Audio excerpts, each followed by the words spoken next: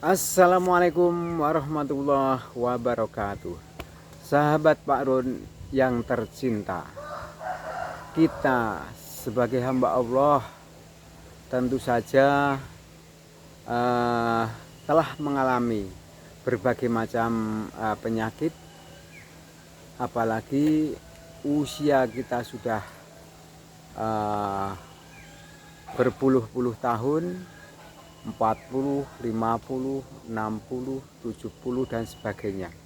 Nah, usia yang sedemikian ini tentu saja sudah mengalami berbagai macam penyakit yang mengidap diri kita. Di antara penyakit mungkin bisa disembuhkan dalam beberapa saat, bisa memakan hari, minggu, bulan, bahkan ada yang mengidap penyakit tahunan.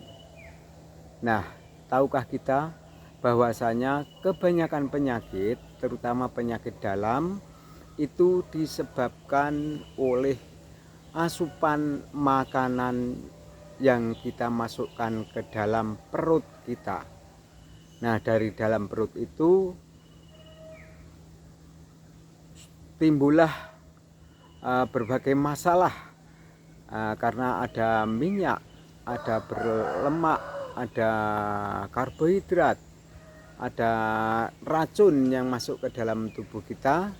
Nah, manakala tubuh kita itu sudah terlalu lelah untuk menyaring hal-hal yang dibutuhkan saja oleh tubuh kita, maka itu akan menumpuk di dalam tubuh kita.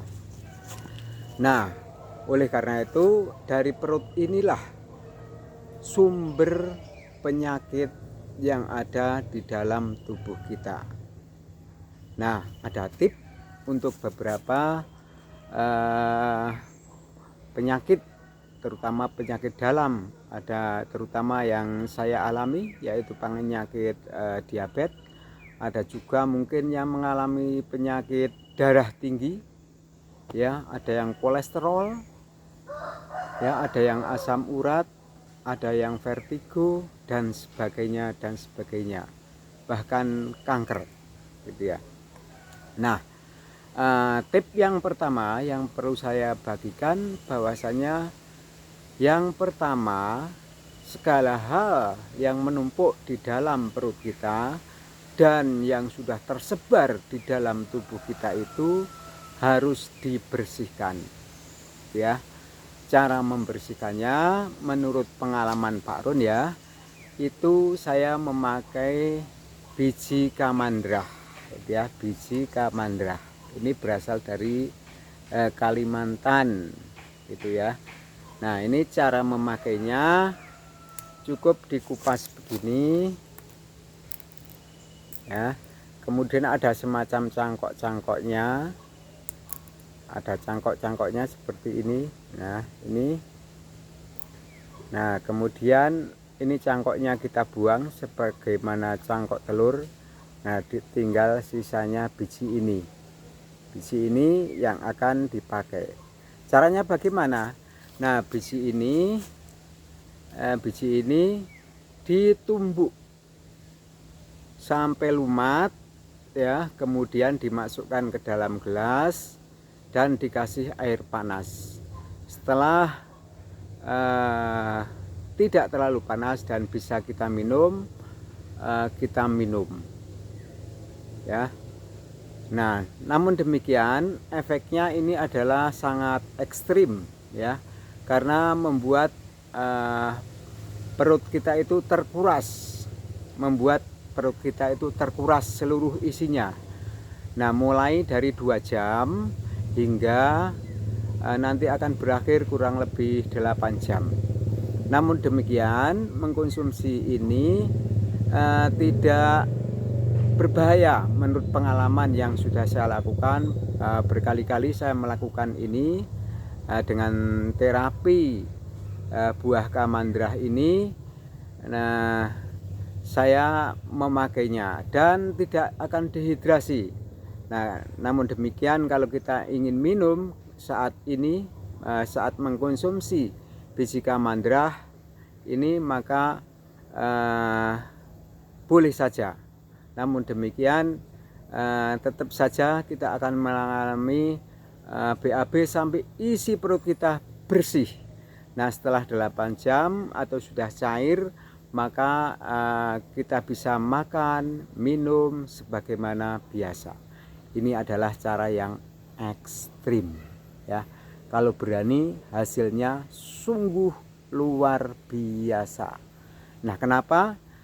Karena pernah saya cobakan ya, ini saya tumbuk-tumbuk, saya campur dengan air, kemudian saya oleskan pada anak saya yang menderita kukul di hidung, tidak pernah sembuh berbulan-bulan, bertahun-tahun sampai memerah hidungnya. Nah, ketika saya olesi air biji kamandrah ini, hidungnya itu ada semacam lemak yang keluar terus-menerus dan nempel di sini selama berhari-hari, dan hasilnya bisa sembuh, tidak ada kuku lagi hingga saat ini. Alhamdulillah.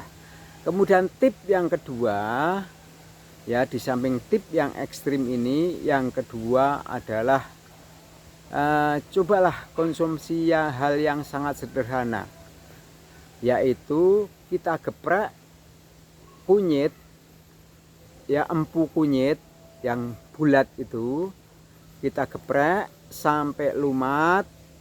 Kemudian setelah lumat kita masukkan ke dalam gelas. Setelah itu dikasih air panas ya, dikasih air panas dan didiamkan semalaman. Paginya baru kita minum. Namun demikian perlu hati-hati, kunyit ini bisa mengendap di dalam organ ginjal kita. Oleh karena itu yang kita minum adalah yang bersih, tidak dengan ampasnya. Dituang, dikasih madu 1 sendok, kemudian baru diminum.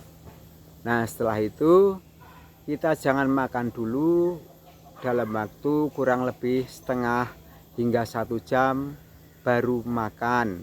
Syukur setelah itu minum air putih dulu 2 atau 3 gelas air hangat. Setengah jam berikutnya baru makan minum biasa, Lakukanlah hal ini di sore hari. Kita membuatnya pagi, kemudian kita minum pada sore hari. Insya Allah perut kita juga akan mengalami perubahan ya, bersih. Insya Allah organ dalam kita juga akan bersih. Lakukanlah hal ini selama 3 bulan ya, 3 bulan begini ya, maaf 3 bulan. Insya Allah tak terasa diri kita akan mengalami hal-hal yang positif, bisa lebih segar, lebih fresh di dalam menjalani hari-hari kita. Nah, tip ini tip yang ringan gitu ya. Kemudian tip berobat yang ketiga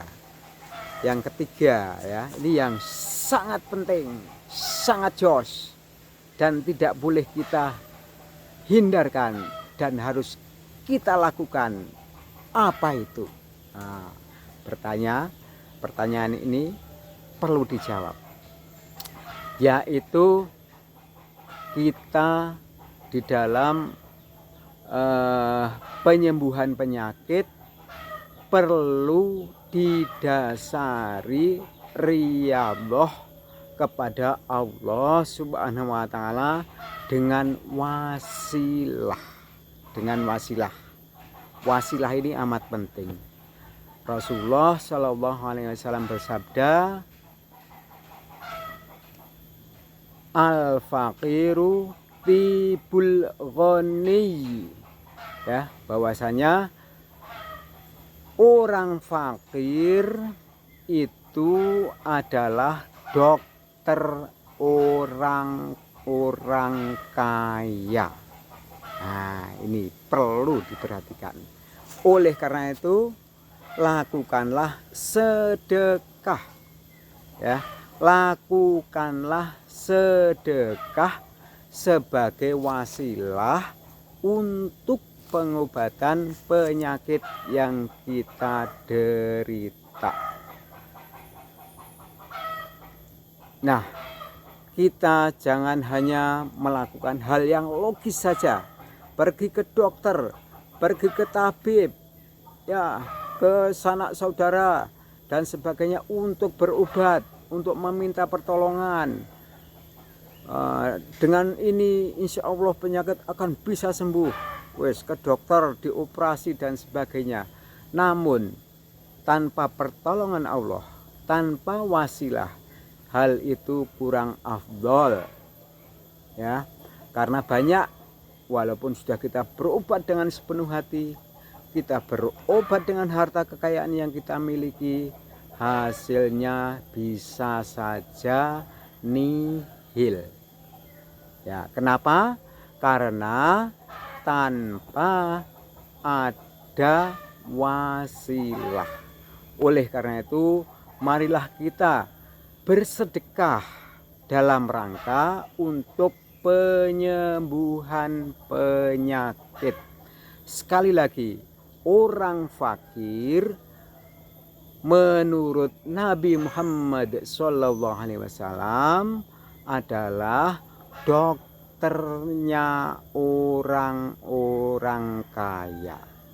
Orang yang bersedekah kepada orang fakir bisa menjadi wasilah atau perantara sembuh dari penyakitnya.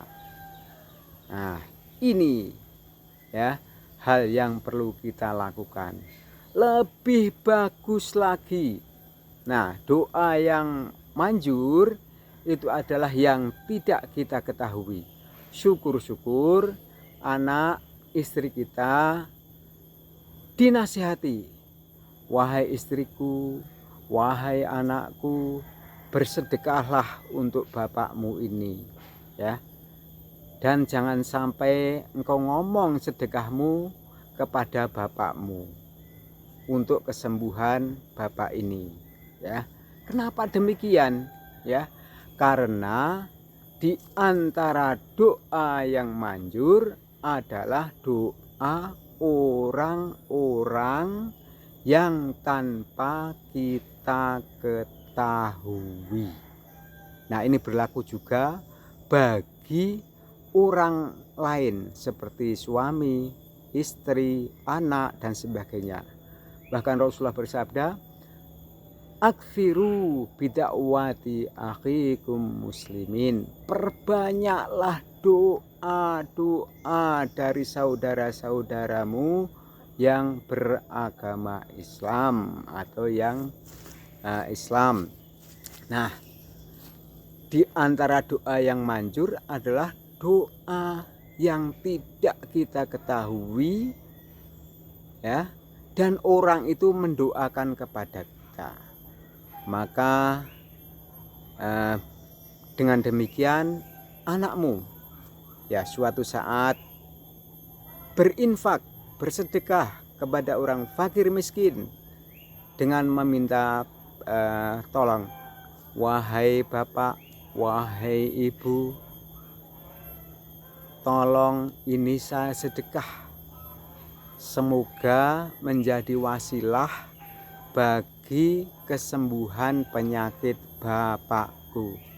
Istrinya juga demikian, ya, saudara-saudara yang lain mendoakan demikian, bersedekah, ya, seberapapun sedekahnya, 1.000, 2.000, 3.000, atau berupa makanan, roti sepotong, ataupun apapun, ya, syukur sate sebungkus diberikan kepada orang fakir miskin.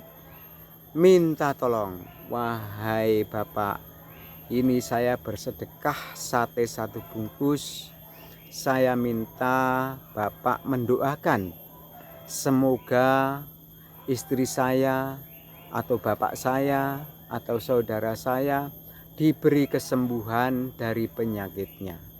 Nah, inilah wasilah, dan inilah doa-doa yang insya Allah akan manjur, didengar langsung oleh Allah SWT, karena dilakukan dengan penuh keikhlasan di dalam hati selain diri kita, ya.